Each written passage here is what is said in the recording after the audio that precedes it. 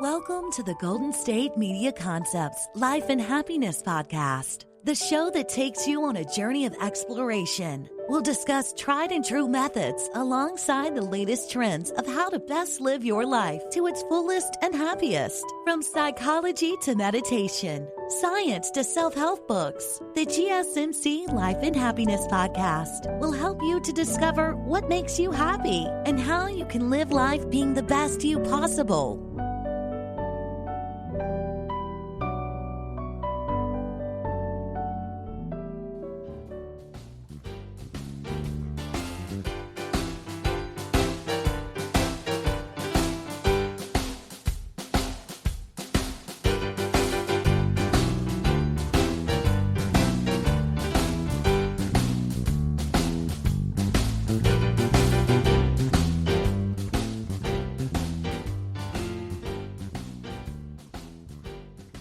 Hello and welcome everyone to a new episode of the Life and Happiness Podcast run by the GSMC Podcast Network.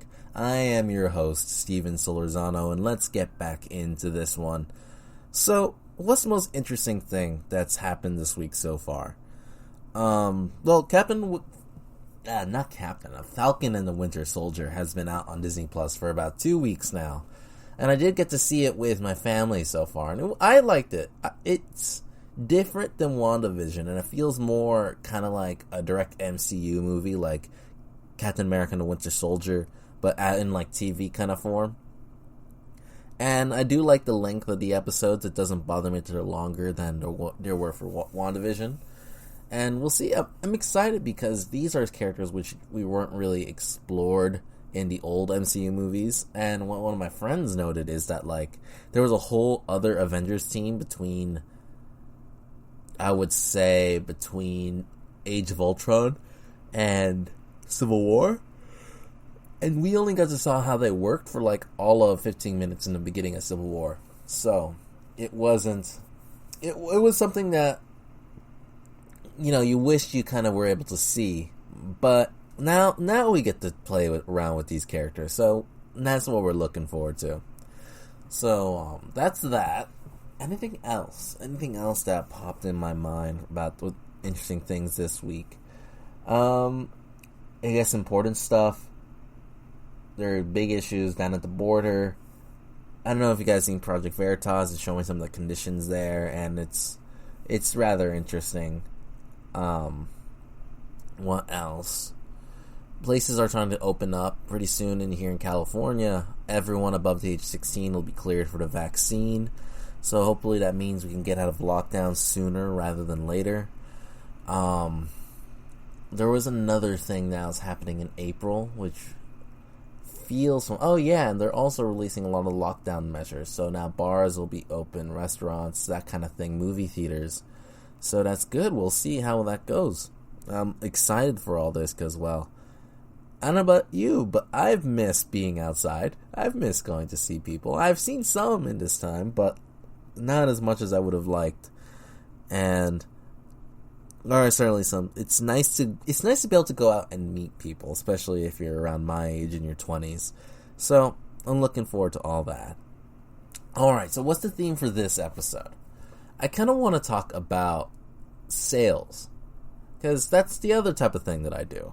And it has a negative connotation to it. So I want to start off by saying, what do you guys think of salesmen? Question of the day. Salesman good, salesman bad, what comes to mind? Do you think snake oil? Do you think a closer? Really put your thoughts into that. Because whether or not you like it, sales is kind of an incredibly important part of our own lives. It doesn't matter how good you necessarily do something. If you can't sell yourself to someone, no one's going to really want what you have to offer. And think about it. It applies to you all the time. Think about it in regards to dating. You got to sell yourself to someone as, you should only pick me. Like, see, there's so many other choices out there, but I'm the one you should stay with. Think about it for colleges, when you're in high school getting ready to apply, or if you're just finishing your undergraduate and you want to go to graduate, you're going to be like, hey, of all the other candidates, I'm the one for this college. I'm the one that will bring the best good to you, and this is a place that'll do the best for me. And you got to make that point sold to them in, I don't know, however many words you got to write. It's in everywhere too, like where you're going for when you're employing yourself. That's it's like you're wrestling with that person there. Not literally, but more like they're trying to figure out what is every reason that I shouldn't hire you. What is something that I should just like look at you and be like, no, I'm gonna go choose someone else. They're waiting for that. They're trying to figure that out. All the questions are leading to a no. Whereas if you're the person seeking employment, you gotta always turn around to, yes, I'm the exact person that you need, and this is gonna be a great opportunity for the both of us. And those are just the things which are kind of those are the things which we do and don't really think of it as selling. Even though it is. Because think about it. Now I'm just going to put a general scenario. Let's say you have a problem, and then you have a couple of guys with solutions. Each one of those guys is trying to say, hey, I can solve your problem better than the others. And this is why you should choose me over everyone else. And that's what the goal of sales is. It doesn't matter how good you do your job. If you can't convince that person that you're the right person for the job, then, well, it's not going to work out for you, isn't it? And a big part of that comes with being able to communicate and understand how people work. And, well, it's also, I think sales is not necessarily a bad thing. So when I asked the question of the day, the reason why I set that up is because, you know what's the first thing that comes into people's minds? The snake oil salesman, the used car salesman, the one that just says fancy words and gets you to buy something you didn't really intend on, but now you're left with like a car and you just walk onto the lot. Or think about those commercials that you'll see on TV, the ones that just say magic words, which are supposed to be science words, when in reality they're just kind of like nonsensical words put together, but if you don't know anything about science, then of course it might fool you. Or people think about those televangelists who are scamming people, or all those kinds of things, you know? Like there's so many examples of that people have in their heads of salespeople doing something wrong, which makes the whole trade look wrong. And you know what? Maybe that's fair. Maybe that is fair. Because the thing is, people don't like being sold. People don't like feeling that someone is just out for our money and will say anything to get it. But that is where a lot of people have the image of what salesman type things are. That they're only here to do whatever they need to get my money. That is what the job is. And I will admit, there are some people like that. Okay, maybe some is an understatement. There are lots of people like that.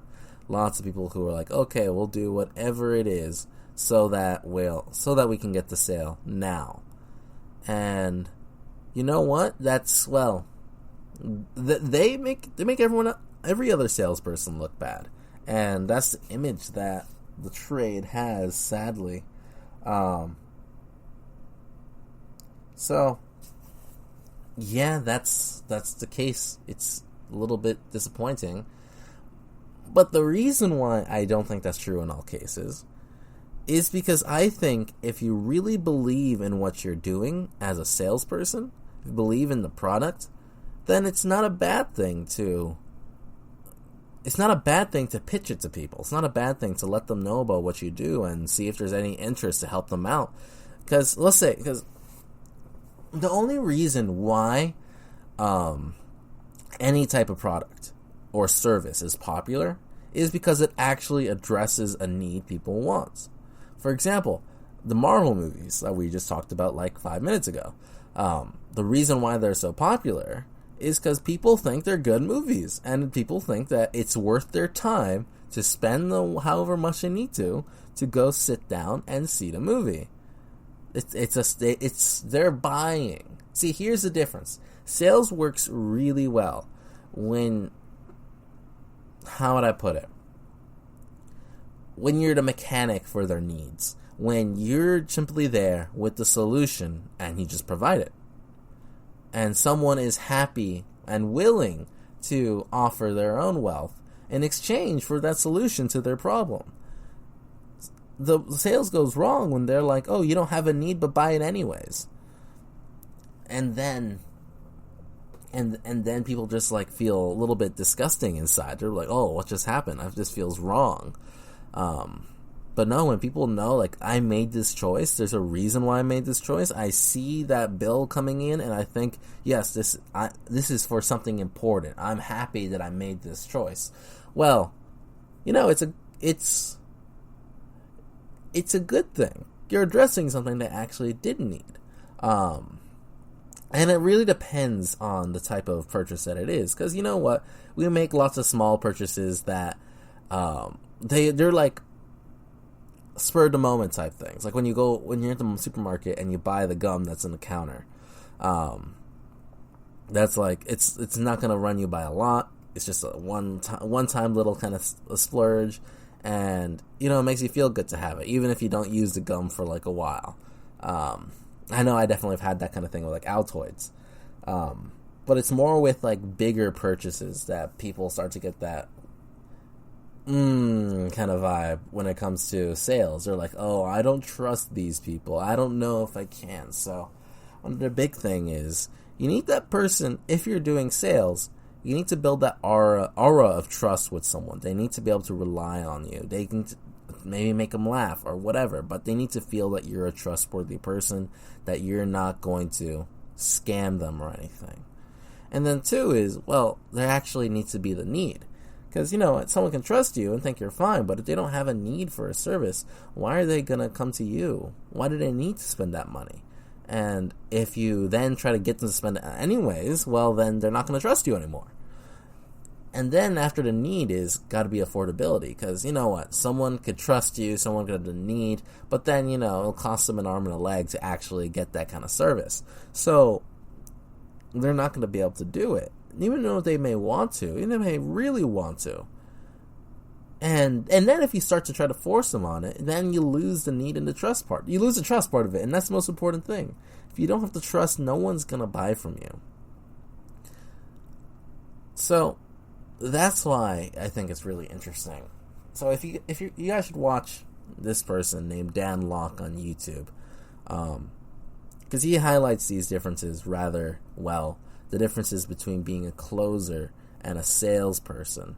And I'll actually illustrate this kind of thing for you. Let's see.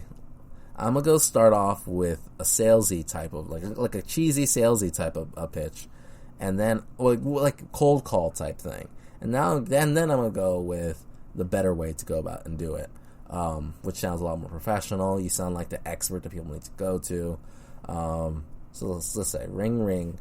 And the phone starts. And like, hey, can I speak to Melanie? How are you doing today? Like, seriously, like, that throws you off. Instead of like, I have no idea who this person is. Why do they know my name? Like, I'm just going to hang up. Like, that's like, it just pushes people away. That kind of excitement type feel, a super energetic vibe that a lot of salespeople think they need to have. In reality, it's, your job is, hey, if there's a need, I'm here to help. Like, that's what I'm here to do. So, you don't need to be super excited. You don't need to push your product, because you already trust that your product's good. You're just explaining the needs, seeing where the obstacles are, and helping that person decide whether or not it's the right decision for them or not. So if I were to do a cold call like that, I think the better approach is just when you go on is like, am I speaking with Melanie? And it sounds kind of like hey, hello, am I speaking with Melanie? Like, it's a kind of professional type thing, like the type of vibe that you would get if someone was a doctor speaking to you or a lawyer speaking to you. It's the calm, the serious. You know what you're doing. You're right. You're not trying to You're not trying to like break into someone's day, make everything a lot more annoying. You're just trying to get your job done, which whatever it is at the moment it is you do, you know? You're trying to have no ulterior motives, trying to look as if you have nothing to hide. Because all that emotion feels like it's trying to cover up that you're trying to get someone to buy something, and people don't like that. People don't like being sold. People want to trust that they're making the right decision for themselves. People hate to be sold. People love to buy. And so we'll go more into these ideas. For the fourth segment of the day is the seven traits of a sales career. I'll go into that for the last segment, and I'm looking forward to delving into my thoughts of what it's been like for me at the very least. And we'll continue with these ideas in the next segment. I'll see you all soon. Are you tired of the same old news? Are you sick of the seemingly endless political spin and negativity? The GSMC America Still Beautiful podcast is a weekly news podcast covering all the top positive and uplifting news stories. We cover stories that will inspire, uplift, and remind you of the good in the world. Tune into the Golden State Media Concepts America Still Beautiful podcast to get all the great and positive news stories of today. Download the GSMC America Still Beautiful podcast on iTunes, Stitcher, SoundCloud, Google Play, or anywhere you find podcasts. Just type GSMC in the search bar.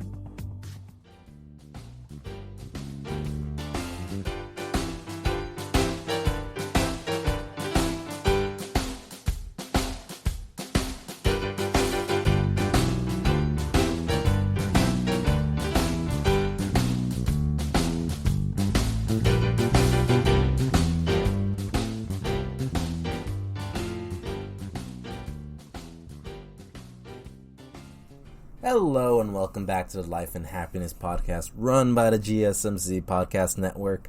I am your host, Steven Solorzano, and let's get back into this one. And don't forget, the final segment today is going to be my 7 traits of a sales career, the things you will deal with in that kind of line of work. And I'm actually excited about talking about my experiences so far in that kind of field. So, this segment is going to be interesting. I want to talk about what I've learned about people from doing this kind of thing, because the thing I like about it is that I'm talking to lots of families every single day. I get to learn stories, and interact with people, just continuously, and that's one of my favorite things to do. I think people are some of the most interesting things out there. I may not. Okay, here's my specific nuance on it. I like talking to people one-on-one. I don't like crowds. Crowds, you lose all the senses of what I think is the most fun about hanging out with people.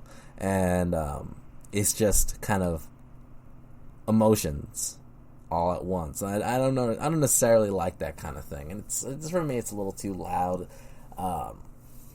It's like, I enjoy good social situations where you can interact with people, really get to know someone. But when it's kind of just a lot of noise, it's not fun for me. But anyways, so I get to talk with lots of different people every day, continuously interact and learn, you know? But here's where the issue comes in. One is when you're cold calling, or even kind of partial cold calling like we do at American Income Life, people lie. That's the easiest way to put it. People lie all the time. It's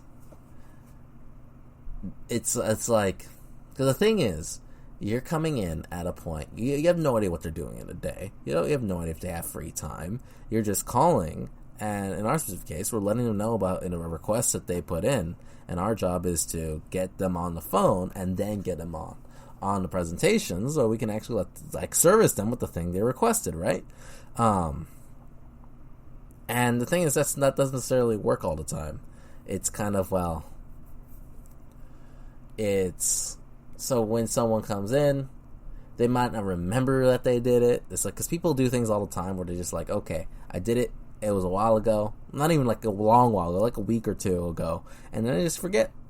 And then you have to try to remind them and then they'll just try to lie, put whatever to kind of just say no. Because the thing is, this just kind of goes along with the other days we have. It's really hard to kind of be honest and upfront with people, because we don't like to come off as weak or that we can't do something.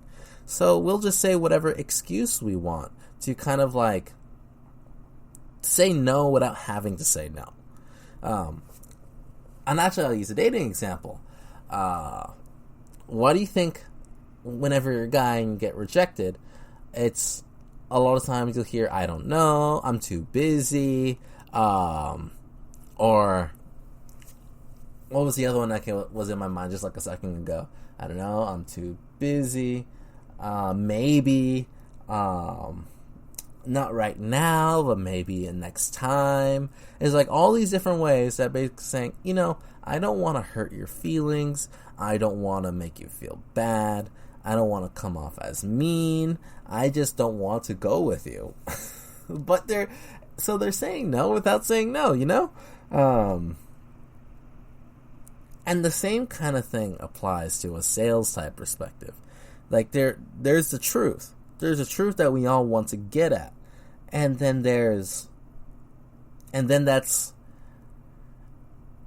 being blocked by kind of a wave after wave of bull. Forgive my language, but that's kind of the right way to put it. It's just BS. That's not really the truth. They're just trying to say it so that they don't have to really address the situation at hand. The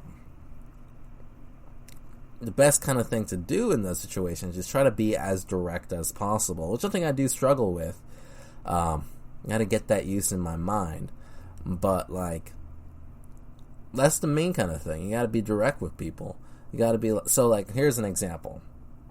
So I'm going to say, "Oh, I don't know." They do know. They know there's a reason why. They just don't want to tell you. So then you could respond with, yeah, I completely understand. You always want to say it. You always want to be on their side. You don't want them to have to justify their feelings. I say, well, don't trust you. So I completely understand. Sometimes these decisions are separate hard. But usually when someone says, I don't know, it means either one of two things. Either they don't see the value in the type of service that it is. There's no need. Or it's the affordability. So be honest with me. Is it the value or the affordability? And then usually a lot of times people will then be like, okay, you got me. Yeah, it's the affordability. It's a little too much. It's like, okay, so we'll see what we can do about that. And then you can then continue negotiating from there. But without that, then it's like, I don't know. You'd be like, okay, well, let's see. Would a follow-up kind of thing, or what questions kind of thing, and then they'll just be like, oh, we'll just do it another time. And then when you do it another time, you'll never hear from them again. And it's annoying. But you gotta learn to deal with it. You gotta learn to wrestle, bring the truth out in someone, and see if there really is something there you can do. And because you know what, there are situations where you can't get the sale, and that's really when there's no need, or at all. Or there's also when someone really can't, sometimes timing is bad. That's a big thing. Sometimes a lot of times people say no, and that has nothing to do with your product or what you do. It's because you're actually calling them in a really bad situation in their life. Actually, I have an example with someone I've been kind of working with for a few weeks now. So I called him up the first time, and he had issues with his policy, and he had canceled a while ago, but he had some questions that were never answered. So my follow-up with him, I got to know him a lot more. I got to know about his life and the type of things, the reason why he was in those situations that he was, and also got to answer all those questions which he had. And then when he said because he actually liked me. He's like, okay, this is something I might actually want to do. Right now it's not a good time, but we can follow up with me in the future in 2 weeks, and we'll do something. So I did, and I learned more about his life, and then it's got even more screwed up, and it wasn't a good time to do stuff because things just got insanely crazy. And you know what? It's good to build relationships with people for these kinds of things. So especially if it's more high ticket sales type stuff, which is anything above $1,000, So anything from like 1,000 to like 100,000. Those are not easy purchases. People put a lot of not faith. Those are more of like decisions that people are looking to solve that kind of need, and they just need the right kind of person, the right kind of company to kind of address it. And you need to assert yourselves to the ones who really can assert that kind of need. And sometimes it's really just not a good time. So you got to be able to build rapport with that person. You got to follow up, build that relationship, make sure that they trust you. Like when I followed up with the guy, I was like, "Oh yeah, we said we could do this, but he said he wasn't okay." I was like, "What happened? Is everything all right? Please let me know. I'm curious. I want to make sure, at the very least, whatever happens, I can help you out the best way I can." And yeah, he just updated me on his life, and crazy stuff went on. And well, it was good. He's basically like, "You know what? Right now is not a good time, but thank you for following up with me." And he's like, so it's kind of building up that kind of friendship type thing. And especially when you're in those types of purchases, it tends to cost a lot more. You're kind of building a relationship with these people that will be established for a long time. And specifically, so here's an example for like life insurance type stuff. It's someone paying to get the risk of accidents happening off of their backs. That way they have financial stability at the very least if something like that were to happen. And you as their agent, you're going to be entering a lifelong relationship with that person. Yeah, they're going to be seeing that bill coming every month, and you're the person that they go to if they have any questions. They're going to be like, "Hey, I want to do something more in my policy, or I want to do something less," or and you would be getting to know them across the years as you're doing it as a career. It's an interesting thing. It's a really curious thing, I think. But yeah, this is a kind of relationship you do want to build with someone, especially you're going to be working with them repeatedly on and on again. And for that, people really do need to trust you. So tonality is incredibly important. You need to be able to speak like an expert, like you know what you're doing, like you can handle them, whatever the situation will be, and that you're honest with them. That's a big thing. But the hard part about that is that honesty is going to be at first one-sided. You got to get used to. You got to be the one being honest, getting through, handling their objections, their concerns, while they're lying to you straight to your face, and usually with a straight face. And that's something that you need to get used to. The one thing which is I've learned about sales, and I'm still learning it as we speak. It's almost like you're not going to get good at it until you're comfortable dealing with so much rejection that you just don't care about rejection anymore. You just keep moving on to the next thing. And, it does get to me. Rejection over and over, no pickups, saying no after presentations, whatever. It makes you feel like, okay, I'm wasting my time, and you know what? Part of my pay comes from actually being successful at this kind of stuff. But, well, if you're not, it's just kind of a little bit painful, So it's a struggle. It's definitely a struggle. But we'll see. You got to just keep working at it every day. It's something that you got to be able to. Whenever someone says no, whenever someone tells you, we don't want to do this, you don't take it to heart, and you just all right. Well, have a good one, and then move on to the next one. And the next one, you just give it your best every single time. It takes a lot. Sales isn't for everyone. It takes someone who's willing to put the dedication in and work at it every single day. Because it's so hard. Dealing with no's hurts. And that's why whenever I tell guys to go out and who want to get more comfortable talking to girls, is just you just got to try. And the first ones hurt, the first ones suck, it's painful, you don't like doing it, but as you get used to it, as you get better doing it, it'll be easier with each single one, and then you'll get more success at it. And here's an interesting thing. And I'll explore this. Actually, no, I got time to finish this thought in this segment. It's, you want to come off with the vibe that you don't need that person's money. You don't need them to buy from you. You're just providing your service. That's all you do. And think about it with friends. You don't like the one who's trying really hard to get friends. They look desperate. You don't want to look desperate. And for me, a big thing when it comes to girls is a lot of the time, well, I'm the one who kind of gets advances because, well, I'm not trying to get it from other people. I'm just being me. I'm just being the best I can be, and others find that attractive. And I've talked about this with my friends, and they've been like, "You lucky bastard." but that's kind of how it is. It's, if you go searching for something, you're not really gonna find it. The best things come when you're not expecting it, when you're just doing your thing, and all of a sudden it just falls in your lap. And you know what? It's definitely hard, especially when you're entering this career, because you got bills to pay, you got things to take care of, and it relies on you being successful. And I still need to learn this, but the success will come. You just gotta treat everyone like the best you can. Learn from each one that says no, and keep moving forward with that confident kind of aura, the one that will keep going no matter what. So yeah, we'll continue this thought in the next segment. Remember, the last segment today is going to be my 7 traits of a sales career, and we'll see you all soon. Tired of searching the vast jungle of podcasts? Now listen close and hear this out.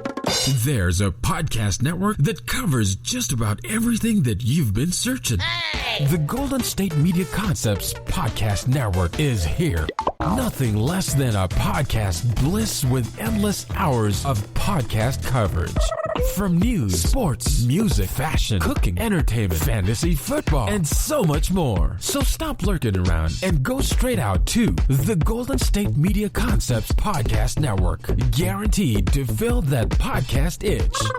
Whatever it may be. Visit us at www.gsmcpodcast.com. Follow us on Facebook and Twitter, and download us on iTunes, SoundCloud, and Google Play.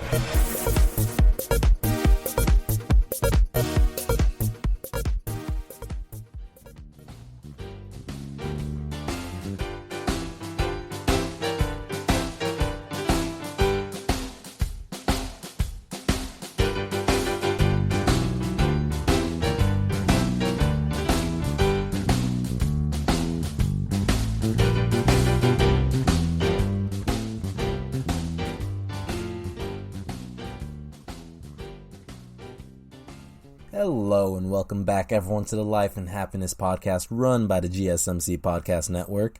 I am your host, Steven Solorzano, and let's get back into this one. So, we've been talking about sales all day, what that basically is. And I want to point out some people who you may or may not interpret as salesmen. So, let's start with Elon Musk. Think about it. When he has those presentations, when he shows off the new Tesla, the Tesla truck that happened what was that, several months ago by now? That's not just a product demonstration. That's a sales pitch. That's a sales pitch to the world. Think about when Nintendo has their Nintendo Directs. That's not just a product demonstration. It's not like, what are the next video games coming out? That's like, hey, you should buy the Switch and these games that are coming along with it. They're trying to show you all these things, entice you to buy what their product is. Think about, what's his name? Steve Jobs. He was a salesman for Apple. All those presentations, all those new product demonstrations, those are sales pitches to the world. And in his case, wildly successful ones, because Apple is now a household name. It's like, back then it was like, you had the iPod Touch, and now it's everyone has an iPhone, which is basically a phone plus those iPod Touch stuff and so many other things. those people are highly successful because they know how to pitch something out to the world, and they know how to sell themselves as something that you need. So what's the type of person who's good at this kind of career? Like, because I've mentioned already in this podcast, it's not for everyone. It's definitely not. And a big part of it is you need to be someone who can sustain your own motivation. You need to be able to keep working at it every single day. And you know what? It's good to have a circle of friends who can help you out with that kind of thing. It's nice to have that motivation. Because, it gets down on you, like I'm mentioning. You will fail. It reminds me of baseball, what my coach said once, where it's like, you will fail more times than you succeed. You just got to keep bringing it every single time you get up there. It's a mentality kind of thing. Baseball is a mental game, which is why I loved it so much. And sales is the same kind of thing. It's a mental battle between you and the person you're working with. You're trying to figure out, one, can they get them to trust me? 2, is there a need I actually can service? And 3, can they afford the service? Those are all the challenges you got to kind of overcome, and you got to, and that's if you even get someone on the line, if you get that conversation with that person, So it's an incredibly tough type of job. And the thing is, it's not a 9 to 5. It will never be a 9 to 5. It might be less than 9 to 5. It might be more than 9 to 5. But you just gotta work it. You just gotta keep in. We'll see, and just see what happens. You gotta give it everything that you have. And not everyone can do it. See, because I've talked with a lot of friends about this too. And a lot of people, they just want to go in, do what they're told, and then be sure that no matter what happens, their paycheck's coming in. Here's an interesting thing that I've heard is some people complain that the people at the very top make all this money, and the people at the bottom, they just, whatever the company's doing, they just have the static kind of pay, no matter the company's doing well or no matter the company's doing bad. But the thing is, there's risk involved. The people at the top are putting their money into the company and bearing the risk for it. The stockholders are bearing that kind of risk. If the company is not doing well, they're not going to get any money. Whereas every single worker, once they sign that contract and they designate that this is their hourly pay, by law, they are guaranteed that pay. And even if the company's not doing well, they have to pay you guys that. So you guys lose the risk of the good times and the bad times by entering that kind of agreement. Versus if you're the salesperson, your production is where all your kind of revenue comes in from. You have to be producing or else you're going to get nothing. And that's the main kind of thing, So it comes with that, a lot more stress than you would at another job where it's it's not just I have to get up, go and show up at work and do my job, and that's how I make sure my family gets taken care of. No, you have to be like, I have to get up and work so I can have a chance of getting my pay. And you have to get good at that. It's good at being consistent with, a part of it is a numbers game, seeing so many people consistently. And once you get better and get better, you will be able to get at least 2 or 3 that kind of week, But a lot of time it's just incredibly difficult, and you can't get all that stuff done in time. So it's when you're starting out, you just need to keep practicing, and you just keep getting better. You need to keep working at it, and the first is a struggle to get to that financial security point. And you know what? A lot of people can't do it. It's that initial phase which burns out so many. And if you want to be successful in that field, you just got to get up every single day and keep going. And that's not everyone. And the other thing is, there's some people that really can't handle rejection well. Those are the more emotional types. The ones that kind of really do care more about what other people think of them. Because you know what the thought is, they didn't like me. They didn't like my product. It's all my fault. Sometimes it is. But, there's a difference between recognizing it's your fault, accepting that responsibility, and then also, destroying yourself over it. And not everyone can handle that kind of thing.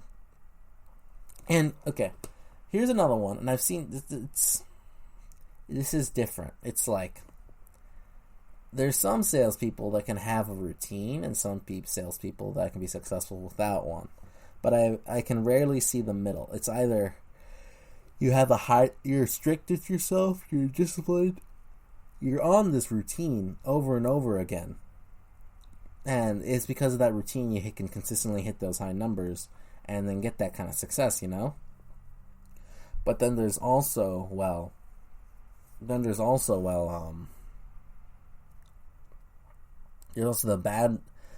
the people, not bad, it's the people that they're successful with the little bit of time they can put in, so they can adjust their schedule around everything else they want to do, so the routine varies from day to day. And, you know, it's some people can't handle being a highly disciplined type thing. That reminds me of being a business owner, because business owner is so much you're responsible for that you're easily working over 40 hours a week every week. You're like 60, 70, 80 hours a week, because that's what doing a business type, being in charge of a business entails. You're responsible for everyone, and you need to be on charge of everything, or else no one has a job. You got to be in charge of everything, or else your business isn't going to grow. You need to build people into what they could do. That way you can just kind of let them run. But if you're not that guiding force, if you're not that leader with the vision, then everything falls apart without you. That's why it's so important to be responsible and have those many hours, and that's why it's not for everyone. Both sales and being in charge of the business are very important, very intertwined, because, well, you need sales if you're going to be running a business. You need to understand how to get your product out to people, because it doesn't matter how good you do it. If no one hears about your projects on marketing, or no one is convinced to buy it, so sales, then you're not going to be making any money, no matter how good your product is. You need to convince people that you're the go-to. You're the person everyone wants to be with. And it's interesting because it comes with that idea that I mentioned in the last segment, where you don't want to appear desperate for it. You just want to be the one that, you know, you got it. This is what you do naturally. You don't need to search for it. It's just your job. People come to you. You're the expert. You're the one that wants to go do this. So, yeah, that's the crazy thing about sales.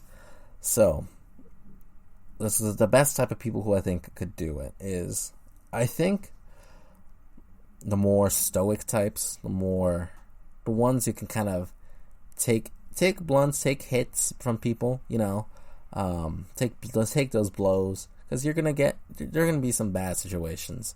There's going to be some tiring situations, but you got to just keep getting up and doing it, you know?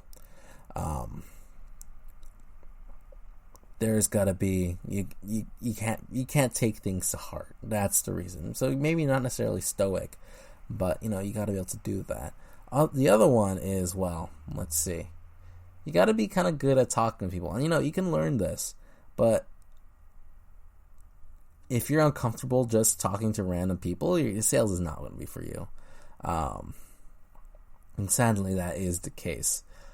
You can learn it. It's just going to make your struggle a lot longer than it would be others. And yet there's a lot more to overcome there. Because you have to get by your own fear of just basically speaking to the random person, you know? So maybe extroverted people tend to be better for sales, but I'm not sure about that.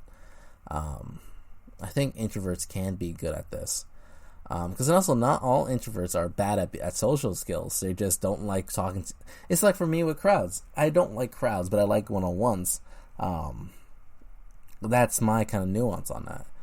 And, well, I would say it's also something I've learned, because I've talked about natures before, right? My nature isn't the outgoing type. My nature isn't the one taking all the risks. My nature isn't the one putting myself out there all the time. If my nature had its way, I would be sleeping all day and just not seeing people, because that's easier. It's less scary. It's all those kinds of things, and my nature loves that kind of stuff. Because I used to be the quiet, shy kid growing up when I was very little. It was because the reason why I became this way is because I learned that to bring out the best in people, you need to put your best foot forward, and that means you need to talk to people. You need to have courage, because courage is extremely rare, but it can be learned. But you have to choose to be courageous. You have to choose it, and then you have to keep affirming that every single day, in and out, over and over again. And it's hard. It's going to be painful. It's going to be scary. And you know what? You do need at least one person, because no one can do this alone. It's incredibly painful. You can for a bit, but if you don't have someone you can rely on, it gets to you, and you can learn to be someone who just kind of keeps working past that. But all that is you're not paying attention to the damage that's being done. And at the end of the day, you'll realize how tired you are. So it's always good to have that kind of rock, be it a friend, be it a parent, be it a sibling, be it your life partner. It's something important that everyone should kind of have if they want to do something where they're constantly taking risks all the time, constantly putting themselves there, making themselves vulnerable. That's the kind of thing. And as you do it, you'll toughen up. And the thing is about sales, there's a high amount of reward. It's high risk, high reward. Because if you're that one bringing in that money for the company, you'll be well rewarded. They'll take care of you. Because you're the one who's making sure everyone else has their jobs. You're the one getting it all out there. And it's something I'm gonna keep working at learning. Something I think that will just help me in general for whatever else I want to do. And especially with doing the kind of podcast, helps me kind of try to be more interesting out to you, learn what type of tonality is right to use, and the type of words, how do I make myself sound strong, knowledgeable, all this type of stuff. How can I put my best foot forward every single time? That's what this lets me do. And you know what? I think it's worth it. I think putting yourself out there in a scenario where you're challenging yourself like this is something everyone should do in whatever way works best for you. But we don't grow unless we put ourselves in uncomfortable scenarios, waiting for that just to happen doesn't work. You have to look for it, to choose to take on the challenge. And you can't give up, because once you start half-assing it, it doesn't work as well as it's intended to, and you won't find the success that you need. So those are my thoughts on all that. Next segment, I'll talk about 7 traits that belongs in a career, in the sales career, and I'll see you all soon.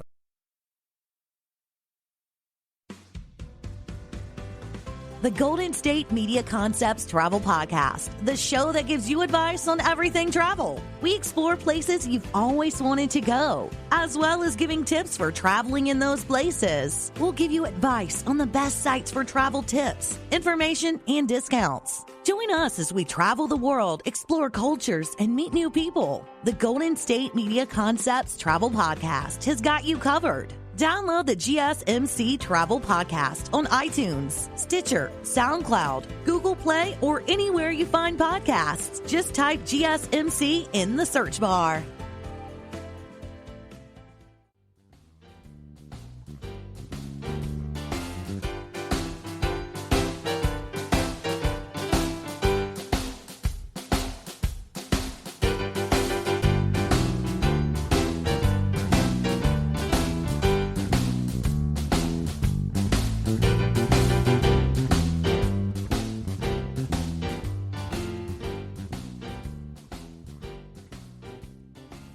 Hello and welcome back to the final segment of today's episode of the Life and Happiness Podcast on the GSMC Podcast Network.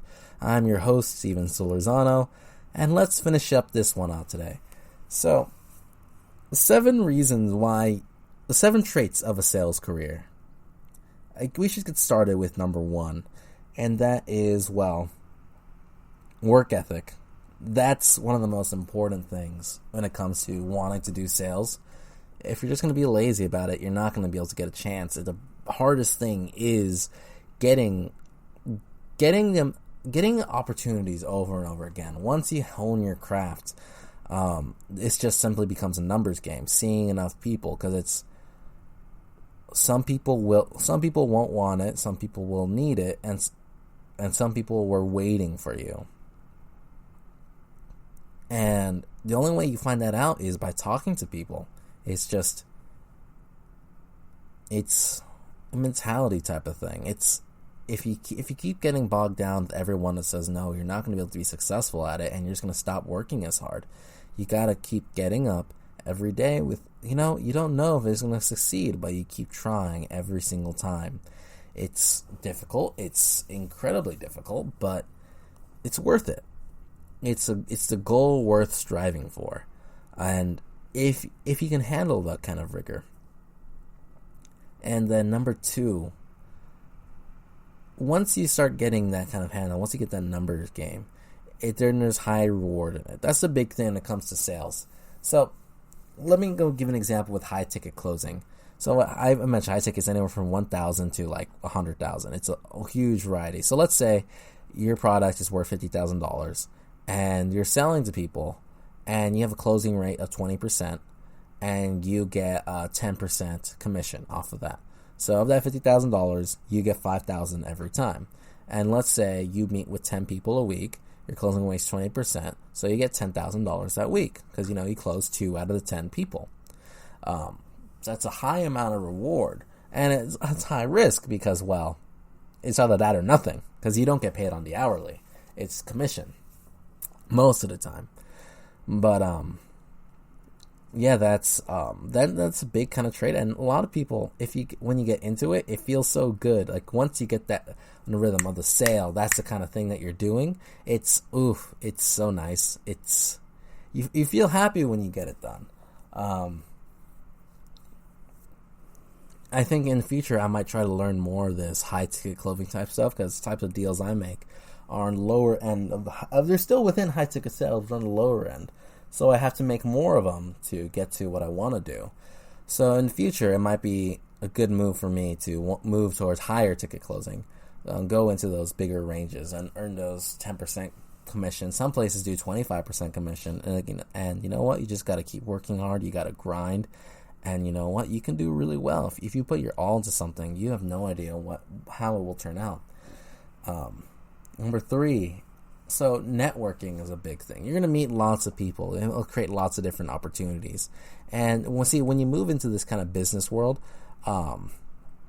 you start dealing with people that do have a lot of power, a lot of influence, and you know what? You'll get there. It just takes time, and that's an interesting kind of thing because very few careers I can think of let you put you in scenarios when you can meet with very influential people on the regular, because most kind of things, well, it's you're just dealing with the average everyday person, and you know what? That's a good thing. It's not bad to deal with average everyday people, the families that are all out there, them and their kids and their wives, whatever it may be. But like, the only ones that come to mind are like celebrity type stuff, so the arts, and then sports, but only if you win, and then politicians, and then salespeople, marketing, business type stuff, because then it's like what I think is the circle of people you get to know as a part of your work is that always dependent on the type of success that you achieve. And the thing is, the high reward that comes along with sales, once you start moving up, once you start getting better, your circle will start getting to the up in that higher ranges. And of course you can keep the people that you've met along the way, but you're going to start to get to know people that have all that kind of influence and power. And it's an interesting type of thing, which I don't think most other fields have. But I'll have to put that a little bit more thought. Alright, so number 4 is, failure. So this is the other side of this kind of thing. You're going to fail way more times than you succeed. No one has a 100% closing rate. No one has like a 90% closing rate. It's extremely hard to do that. You just gotta keep grinding every single time. It's like I mentioned in baseball, you get up there 10 times, and a good hitter hits it 3 times. A good hitter gets on base 3 times. That's the kind of the reality of baseball. That's why I love it so much. It's like a numbers game, and just people being consistent and working, keeping that mentality every single time. And part of it is just, you gotta believe in yourself. If you stick at sales and keep working at it, keep watching yourself improve, things will start to change. Your mentality will shift. You'll start to have more faith in what you can do and have less focus on all the problems which arise. And that's a wonderful type of thing. It's going to shift your focus for so many other stuff that applying the same tactics to everything else, you know what? You'll start succeeding everywhere else too. Especially if you really do learn that to not be desperate. You're just you. You're good at what you do, and this is what you offer.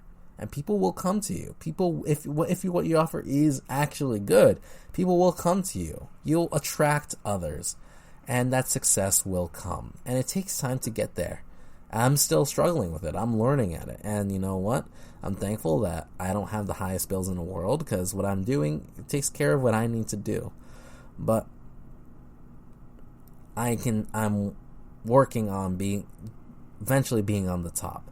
I'm going to get there. And it just comes with constant dedication, constant learning, constant effort to be the best one that I can be, you know?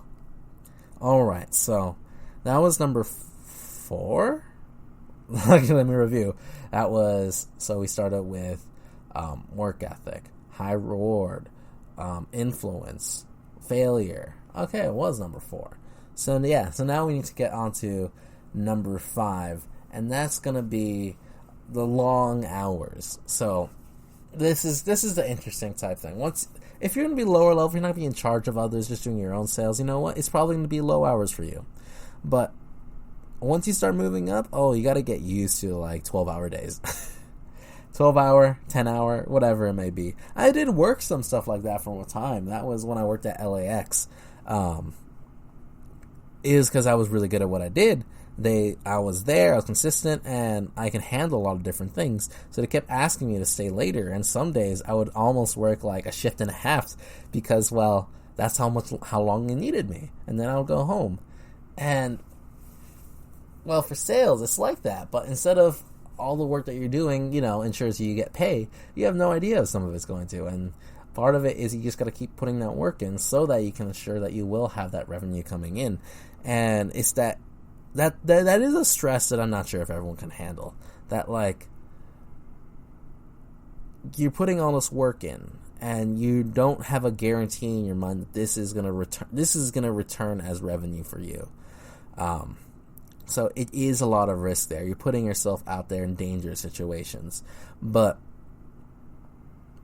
I think it's something that, with consistency, with effort, you can achieve success in the end. You can get there.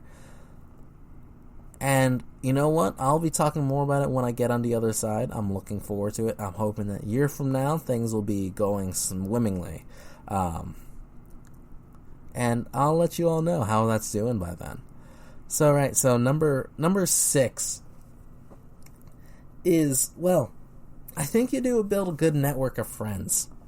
Because at the very least in my place, you have a team. And the best way, actually really do like the way they organize it here, because it's all of us united around a single goal and aiming for it and competing with each other, and not to want anyone else to do bad, but to push yourself to go even further beyond, to rise to that next level, to put that extra bit of effort in, so you can all create, you can bring everyone to a level that everyone's ever imagined before. That's the goal. And, well, it's possible. It entirely is possible. And the thing is, uniting everyone around that kind of thing, that's exactly what I did in Science Olympiad. That's what I tried to do as captain, try to get everyone seeing that it's, you know what, we're all in competition with one another, but we're all pushing each other to bring us to a level that not even the best team in the country could stop. And you know what? In some aspects of our team, we did that, and others we didn't, which is why we didn't win in the end. But that's a culture that's extremely rare. I've never seen that kind of thing in general and everything. It's so uncommon, and I do have to appreciate it. I really do have to appreciate it, and remember to be grateful for it. That's another thing. You gotta. That's the number 7. You always gotta come with it with a mentality of gratitude, a mentality of positivity. That's your guiding rock. That's the thing which motivates you every single day. You need to go to bed thankful. You need to get up thankful. You need to keep that positivity every single time. You don't go into the sale with expectations. You just go in with, I'm going to give it everything that I have. And that way, every single time you get a sale, you're happy about it.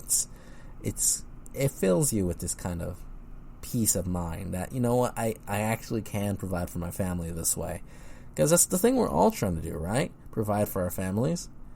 And so long as you really do believe in what you're doing, I think you're morally obligated to sell it. Morally obligated to show it to other people. If you thought there was something wrong with it, then of course you're not going to push it on people. But if you really think something is a good thing, you're going to share it with as many people as possible. Think about those people sharing religions, because they think this worldview, this belief is like what makes life worth living, and I'm going to pass it around to as many people as possible.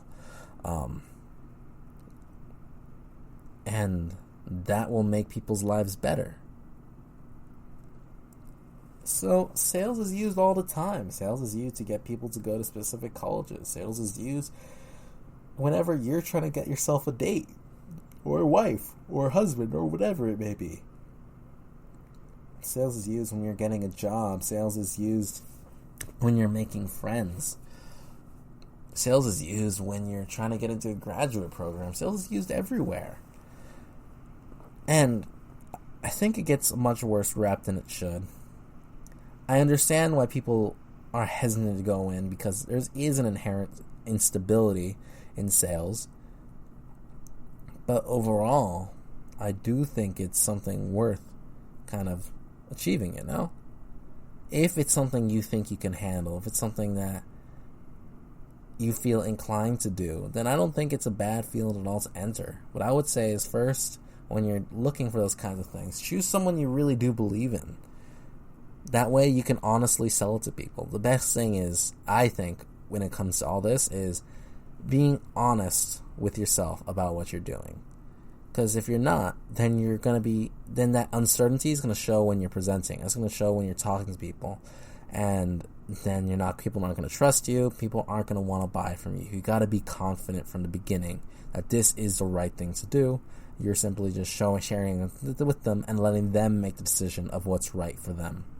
Because that's what your goal is to do is in sales. Is we're trying to solve people's problems. We're trying to address people's needs.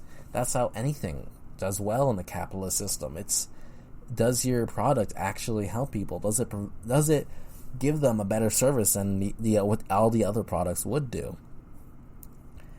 And that's not a bad thing. You're helping people. You really are. And it benefits your self-interest to help people out in better and better ways. Alright, so that was the main crux of it. I can't think of any more that I can say on the subject. So, what did you all think? What do you all think of sales? Put it in the comments below. I would love to hear your thoughts. And don't forget to like, share, and subscribe if you're on YouTube. Give us 5-star rating on Apple Podcasts or Spotify or Spreaker.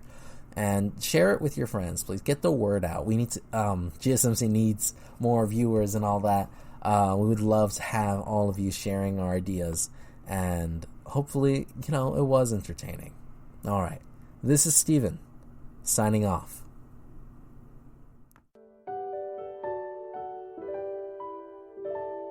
You've been listening to the Golden State Media Concepts Life and Happiness Podcast, part of the GSMC Podcast Network. You can find the show and others like it at www.gsmcpodcast.com. Download our podcasts on iTunes, Stitcher, SoundCloud, Google Play, or anywhere you find podcasts. Just type in GSMC to find all of our shows. From the GSMC Podcast Network, from sex and relationships to health and wellness, life and happiness, and even weird news. You can also follow us on Twitter and Facebook. Thank you, and we hope you have enjoyed today's episode of the Golden State Media Concepts Life and Happiness Podcast.